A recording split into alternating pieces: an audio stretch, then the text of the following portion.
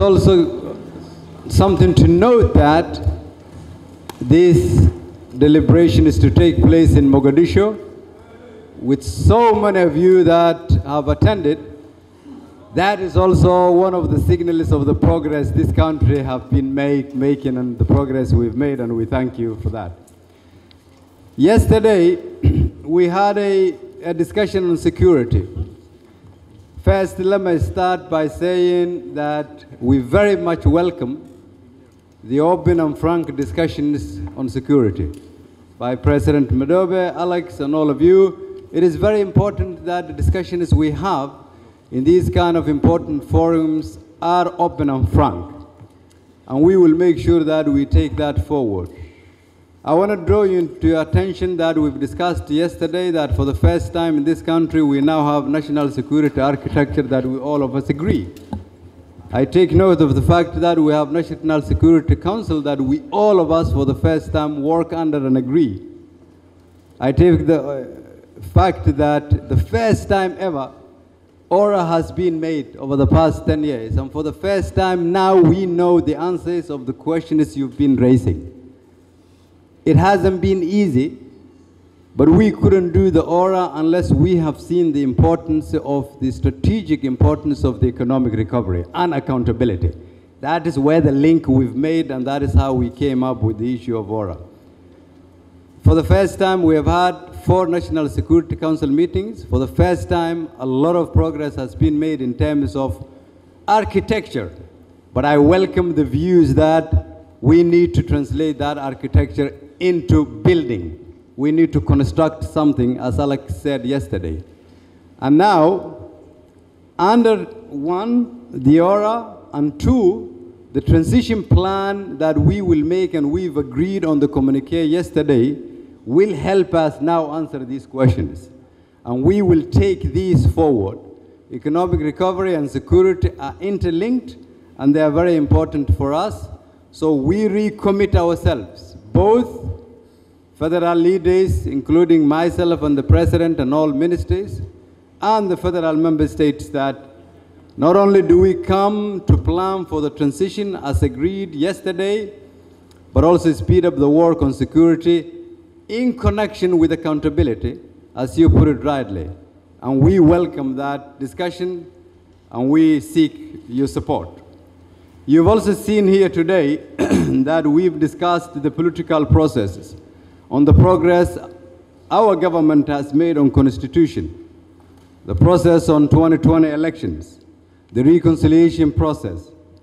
You've seen what the Somali people have done in addressing the humanitarian crisis and the plans that has been drawn by our ministries, either the ministry that is designated or for planning ministry or Ministry of Finance.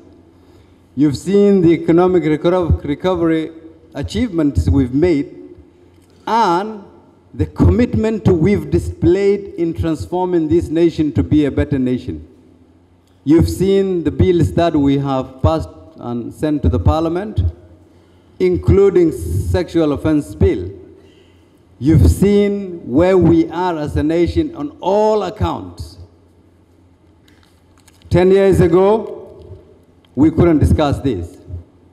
Today, I welcome those of you who feel agitated that we are not quick enough in solving the security problems. That in itself, for me, it's an opportunity we need to grasp, and we will do something about it. But above all, you've seen the commitment from the people in this room the last 2 days.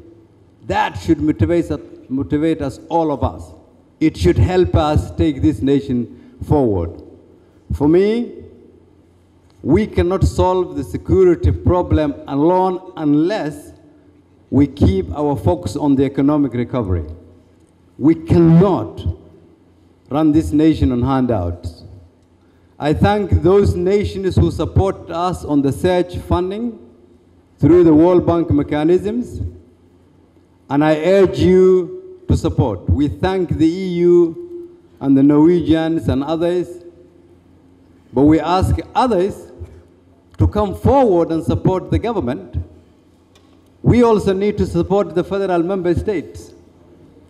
When I report now and say that I have paid the salary of those who work for the federal government, I would like to come back here and report that we've paid the salary for everyone who works for the Somali government, because they are also part of the Somali government. We cannot lead this nation unless the international community is more trusting than what it has been.